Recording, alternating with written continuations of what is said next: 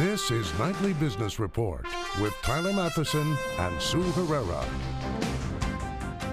Bubbling crude. Oil prices dipped below $30 a barrel for the first time since 2003 as supply swamps demand, pressuring prices. What's next? NASDAQ gains for a change. The tech-heavy index ends higher for the first time this year. But small company shares are mired near bear market territory. Why one stock picker says 2016 is the time to think small. Political theater. The president delivers his last State of the Union speech tonight. What he'll say and what Congress might do, and what it surely won't. All that and more tonight on Nightly Business Report for Tuesday, January 12th. Good evening, everyone, and welcome. Up through the ground came a bubbling crude. It made Jed Clampett rich, but today the unrelenting supply of crude oil from Saudi Arabia and the oil states, Russia and the United States is causing nothing but pain in the petroleum world. Today, domestic crude prices cracked $30 a barrel, heading down. That hasn't happened since 2003. Supply and demand are way out of whack. After breaking that level, oil did manage to settle just above that psychologically important level of $30. And the pressure, though, is mounting. Prices are down 17% since the start of this year. That's just 11 days ago, 7 trading sessions. And it's even uglier for some of the world's biggest commodity companies. Freeport-McMoran this year cratering 40%. BHP Billiton down 20%. Rio Tinto off 18%. Jackie DeAngelis reports tonight on the dramatic day in the oil pits. The volatility continues for the crude oil trade. Intraday low today, $29.93, before we manage to settle back over that critical $30 mark. Adding to the skittishness to the downside today, another bold call on Wall Street calling for $10 crude from Standard Chartered. The company explaining that it's other factors driving crude oil right now, like currencies and equities, that can contribute to this downside fall. Remember, on the supply-demand side, there's still no equilibrium. Supplies continue to rise, and the EIA saying today that its 2016 demand forecast remains stable. So if supply moves up and demand doesn't move along with it, we still continue to stay out of whack here in terms of that aspect of the story. Adding more pressure, OPEC, 2 delegates saying that emergency meetings were requested, but the cartel will not hold an emergency meeting, so we won't see something until June. That's the next scheduled time the group will come together to discuss cuts in production. Having said that, all of these factors together adding more pressure. Remember, 6 months ago, Goldman Sachs called for $20 oil. It wasn't the base case, but it certainly seems possible. And just yesterday, Morgan Stanley saying that these other factors mentioned could take us into the 2 handle as well. So that's what we're waiting for at this point. And traders think the fact that we broke the $30 level today really leaves us open to break and hold in the future. Reporting for Nightly Business Report, I'm Jackie DeAngelis. Despite the decline in oil, stocks managed to finish another volatile session higher. The Dow Jones Industrial Average rose 117 points to 16,516. The Nasdaq added 47, snapping an 8-session losing streak, and the S&P 500 gained 15. But much attention is being paid to the small cap sector, which is down nearly 20% from its most recent intraday high last June. And that's because small cap stocks tend to lead the broader market, both lower and then higher again. Here to talk more about that group is Francis Gannon, Co-Chief Investment Officer with the Royce Funds. Good to see you, Frank. Welcome. Thank you, Sue. How are you? I'm good, thank you. So tell me whether you think we're closer to the end of the route in small caps, or do we have further to go, in your opinion? Well, I think what you're seeing in the small cap is not really too surprising. You know, you're in a healthy correction in the overall market, as you said, down roughly about 20%, your kind of conventional definition of what a bear market is. At the same token, you've been in a market that has actually been in the small cap world straight up for the past 6 years. So to have a 20% correction is actually quite healthy. And what's even more healthy is the end of that bear market has really come, at a time where we saw some of the riskier side of small caps doing quite well, be it non-earners or the biotechnology companies, which led the market into that peak into June. What's going to flip it around, Frank? I think one of the transitions, and I would say the small cap market is a market in transition today, is that you're seeing the market rotate from growth to value. Value has dramatically underperformed growth in the small cap space over the past 6 years. In fact, Growth has outperformed in 5 of the past 6 years within the small cap space. And that transition really started in the latter part of last year, and it's one that I think is going to continue throughout this year. You also say that this year is the year of active management. You're going to have to pick and choose. Well, I think they're one and the same, believe it or not, too. I think, it's a year of value investing, especially within the small cap space, and I would say actually across most asset classes. But active management is going to make a comeback here. And in a market where market peaks and in market transitions, where you see the market loaded with yesterday's winners, I think the next year, and in fact the next 5 years, is going to be dramatically different than the past 5 years that we just had. I want to bear down on value funds, which I know is the Royce Fund's specialty. Explain briefly what that means. I guess it basically means companies that are selling below what you see as their intrinsic value, as opposed to growth funds that are whose prices are being buoyed by their earnings growth pace. Why will value start to outperform? Well, you're essentially right, Tyler, that's effectively what we do. We're trying to find great businesses at great prices. But we're also thinking of ourselves as risk managers within the small cap space. And over the past 5 years, I would say that risk has been forgotten about within the small cap space. In fact, I would say one of the unintended consequences of being a zero interest rate environment for such a long period of time is that any company had access to the capital markets. And for a period of time, the laws of finance in the small cap space have been really suspended. So you could have companies like biotechnology companies, which are not typical biotechnology companies you would find in the S&P 500, but these are, I'd say, speculative businesses at best. In fact, of the 155 biotechnology companies in the Russell, only 18 actually have cash flow and generate earnings. So you can see that this is a market that has been buoyed by companies that have been able to take advantage of the fact that they've had access to easy capital, and you've been able to value them on a longer duration aspect, given the fact that we've been in this zero interest rate environment. Frank, thank you so much for spending time with us. We appreciate it. Frank Gannon with Royce Funds. In China, that country's stock market saw a choppy session, but managed to close higher. The Shanghai Composite rising fractionally as the central bank tried to stabilize its currency, and reports surfaced that China's cabinet may take a more active role in financial regulation. Additional economic data due out overnight may underscore the slowdown. And as Eunice Yoon reports, China's factories are being particularly hard hit. If you've ever bought a decorative glass lamp at Home Depot or Lowe's in the U.S., chances are it was made by Eric Lee. From his factory in China, the Taiwanese businessman has been making colored glass for light fixtures for 15 years. But he's not sure he'll be doing it for much longer. Our factory has been facing big challenges this year, he says. The business has dropped by 10%. China's economic rise was powered by manufacturers like Lee, but with demand so sluggish for Chinese products, both at home and overseas, the government says hundreds of factories have been deserted. Businesses fear the plant closures are in the thousands, with so many in the country's industrial south now for lease. We're in the manufacturing town of Dongguan. We're in a part of the city that used to be one of the most prosperous. Business people would come from all over the world to place orders at factories here for clothing and shoes. But now this area is almost entirely abandoned. Shops like these ones that used to cater to factory workers are completely shut down. Lee had to idle his plant for 40 days over the summer because his inventory got too high.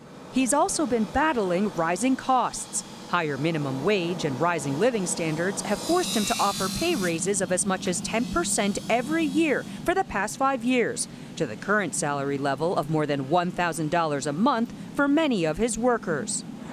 The main difficulty we are facing now is rising costs, especially for labor. This casts a huge shadow over our operation, he says.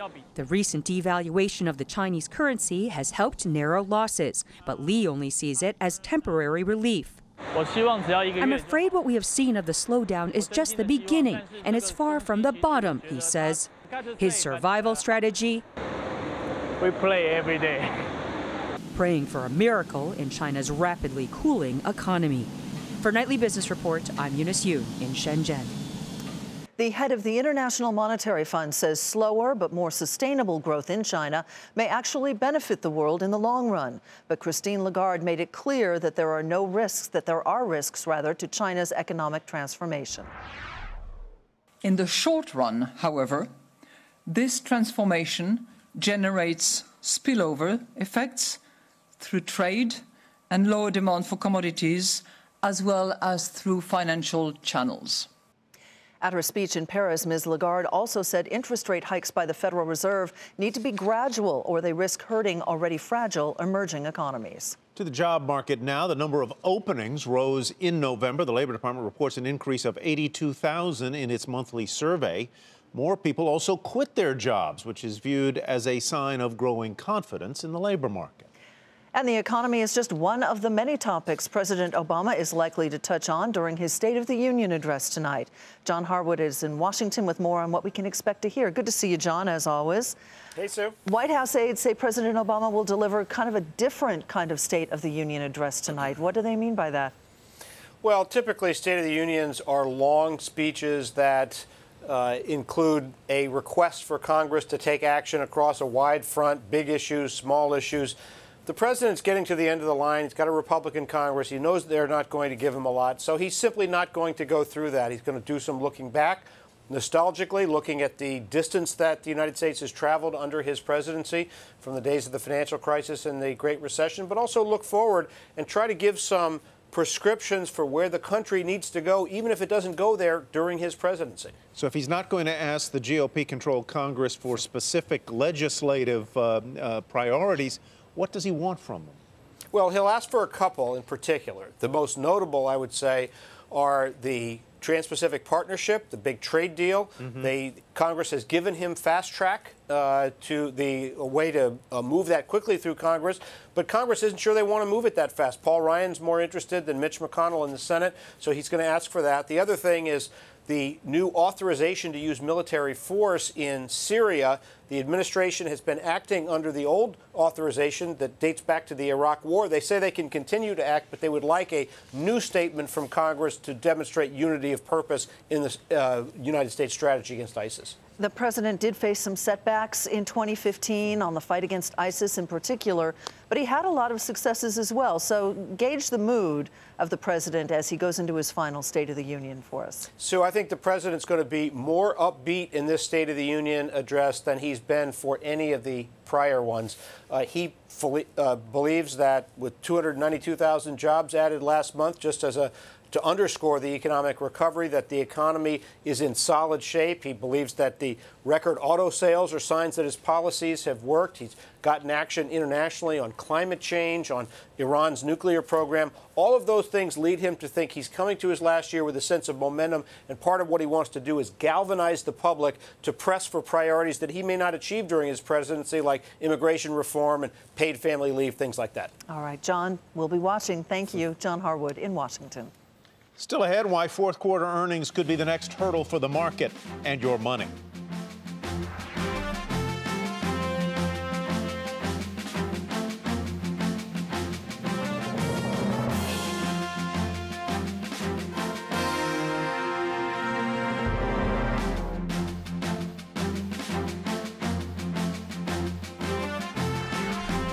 CSX reports better than expected fourth quarter earnings, but revenues disappointed. The railroad operator earned 48 cents a share. That's 2 cents better than estimates, but revenues were light, coming in at $2.8 billion, a decline of more than 12% from a year ago. The company also reported a drop in freight volumes and said the weak global economy would weigh on results in the coming year, and shares were volatile after that report. Mary Thompson takes a closer look at CSX results. Well, after a tough year for the railroad, CSX is suggesting the road ahead doesn't look any easier. The nation's third largest railroad saying earnings for 2016 are expected to come in below the $2 a share it earned in 2015. The company citing continued low commodity prices, a strong U.S. dollar, and the energy market's transition. All of this coming as the railroad's fourth quarter profits declined from last year, though they did beat expectations, revenue for that period coming up short. Like many railroads, CSX's business has been hurt by a decline in demand for coal here at home, as low natural gas prices have U.S. utilities opting for that fuel to power their operations. Add to that, exports of thermal and metallurgical coal remain soft because of oversupply in the global markets. For Nightly Business Report, I'm Mary Thompson. Well, CSX did report better than expected fourth quarter results today, but how will the rest of the quarter go for other companies reporting their fourth quarter results in the days and weeks ahead? Mike Thompson is chairman of S&P Investment Advisory Services, and he joins us now to talk more about those fourth quarter numbers. Mike, welcome. Good to have you with us. You say the big drag on earnings, as we all know, is going to be energy. We expect that to be way down. Materials, we expect that to be way down. But my notes indicate that you also think materials, information technology, staples, utilities, financials, industrials will also be down. That doesn't leave much to be up. No, well, that's right. 3 out of 10 is the best you're going to get this time, Tyler. You know, what you have is healthcare, you have telecommunications, you have, and our stalwart consumer discretionary sector, which just keeps, you know, the gift that keeps on giving. Those are the only sectors that are going to be having green next to them in terms of earnings growth year over year, Tyler. Which is why everybody out there that we've been talking to recently is talking about or using the phrase profit recession. But you don't seem to agree with that. Well, I think people love the drama behind it because I think, you know, it started several years ago. You have 2 consecutive quarters of negative growth in something, and then immediately people want to go and make a story out of it. But to be honest with you, this could be very well the last of the negative growth quarters. I sort of feel like that's the expectation from the Wall Street analysts. Yeah, indeed. We were down last quarter, and this quarter it's even worse. We're down 6% for the fourth quarter. You know, if you take energy out, maybe you break even. Next quarter, expectations aren't that high, up 0.5%. But if you take energy out, you get a little bit of growth there. But by the end of the year, you know, you're kind of feeling like you're going to get probably in totality about 7% annualized growth, which is just about where you want to be on a historic average. You know, we were speaking earlier today to another investment pro who said, you know, last year earnings growth kind of flat, 1-2%. That's kind of what you got in the stock market. Is that what you expect in the stock market this year? In other words, will stock prices basically track corporate earnings, which you just said might be up year over year 7%? Well, honestly, I think that there's a new dynamic. See, you know, you're pretty much rightly valued on historical fundamental perspective, but, you know, we're in a new paradigm. Honestly, you can't get any yield in the credit market, so the U.S. equity market is probably the most rational and best placed to invest money in the world. And when I talk to people globally, no matter all the woes that people talk about, and certainly it was harder to digest the 17.5 times next year's earnings multiple, but we've corrected. We're down at 16 times. It's in line with the 15-year average. Yields are next to nothing in the fixed income markets. Heck, you get as much on a dividend yield on the S&P 500 as you do the U.S. Treasury 10-year. Honestly, with profit margins stable at 9% across the 500, equity is probably the least worst alternative. So very quickly, then, do you think this will be a better year relatively for S&P 500 returns, stock market returns, than last year was? Got to go fast. Well, indeed I do. Okay, Mike, that was a quick answer. I appreciate it. Mike Thompson with S&P Investment Advisory Services. Starbucks has ambitious plans to expand in China, and that is where we begin tonight's market focus. The company looks to open 500 stores per year for the next 5 years. Starbucks already has 2,000 stores in that country in about 100 cities. Shares of the company up nearly 3% to $59.46. Lululemon saw its holiday sales improve. This comes after the company initially released weak guidance last month, citing declines in foot traffic. However, the company has now raised its earnings and revenue guidance for the quarter. Shares of the athletic apparel retailer up nearly 4% to $56.82. BP cutting jobs due to the continuing decline in oil. The company plans to lay off 4,000 workers in its exploration and production units this year, 600 in the U.S. The announcement follows the path of other energy companies who have had to shave their workforce due to the falling price of oil. BP shares off 19 cents to $28.65. And Ford reports upbeat earnings guidance. The automaker expects to have operating profit of at least $10 billion in 2016. That's a result of its strong performance. It'll issue a $1 billion supplemental cash dividend. Shares dipped, though, in early after-hours trading. During the regular session, Ford was up slightly at $12.85. And MetLife intends to separate a large portion of its U.S. life insurance business via a sale, spinoff, or initial public offering. The life goes out of MetLife. Shares rose initially in after-hours trading. The stock did end fractionally higher during the regular session at $41.99. A groundbreaking deal in the newspaper business. The Philadelphia Inquirer has been donated to a nonprofit institute. It's just one of many traditional publishers trying to overhaul its business model. Julia Borston takes a look at the future of print journalism and its attempts to survive in the digital age.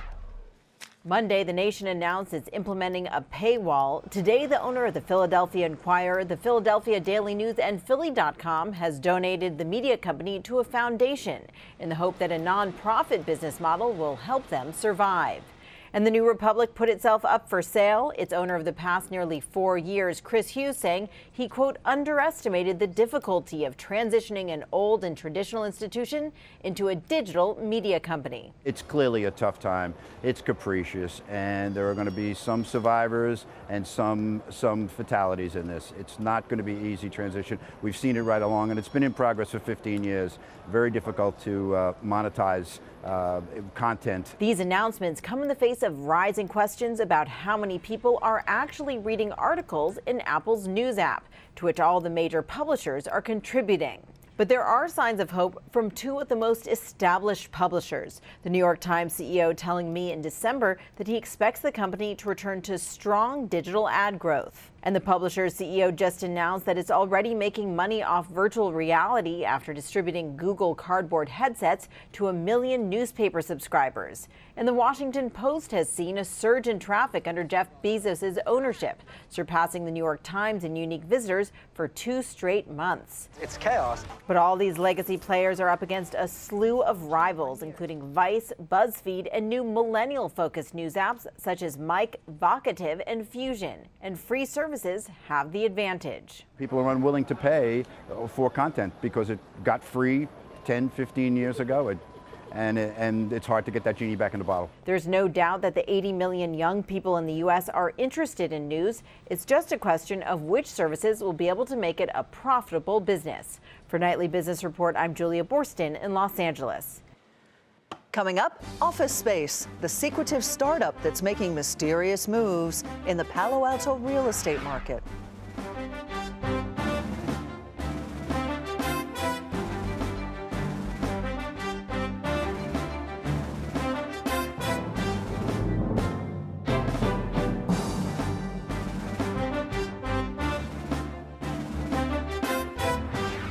California regulators today rejected Volkswagen's plan to fix their diesel cars that had those emissions cheating software installed. The state's Air Resources Board said the proposed fix not adequate.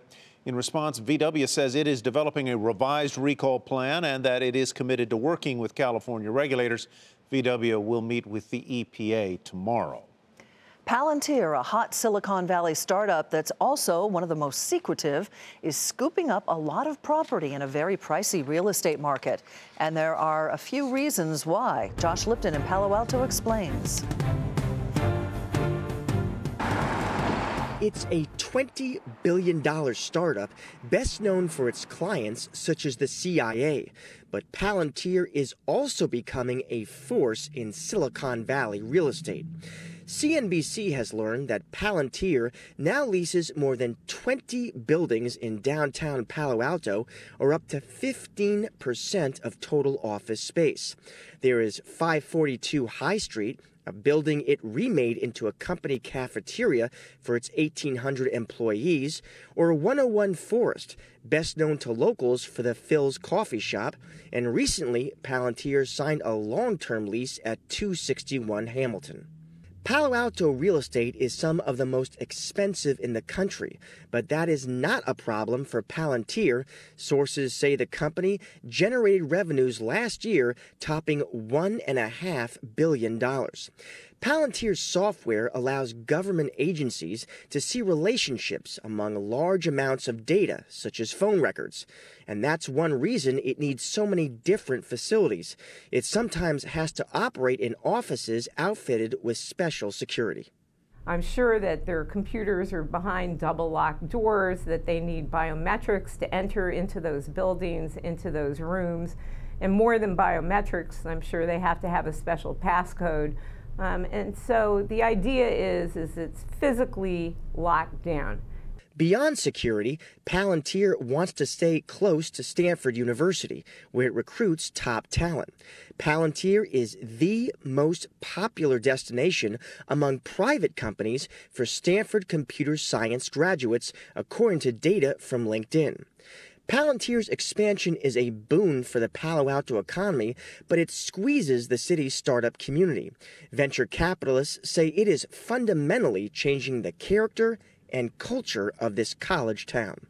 Here you just have consolidation where a lot of the buildings that used to have 25 companies now have one. So there's a large behemoth that's really occupying the downtown scene. Case in point, Pebble and Wealthfront are relocating because they can't find space or compete with a company that has now raised nearly $2 billion from investors. Palantir declined to comment for this story, but soon enough, the company could be facing more competition of its own. Amazon is becoming an increasingly active player here, recently outbidding Palantir for a 50,000 square foot space. For Nightly Business Report, I'm Josh Lipton in Palo Alto, California. And to read more about Palantir's real estate strategy, head to our website, nbr.com. And finally tonight, the entire nation talking about the Powerball drawing Wednesday night. And today, the jackpot increased to a staggering $1.5 billion. It may not stop there. A single winner would have the option of a lump sum cash payout of an estimated $930 million. Oh, look at that. And given the strong ticket sales seat line, the jackpot could climb even higher. Wow. It's exciting. That does it for Nightly Business Report tonight. I'm Sue Herrera. Thanks for joining us. And I'm Tyler Mathisen. Thanks from me as well. Have a great evening, everybody, and we'll see you right back here tomorrow night.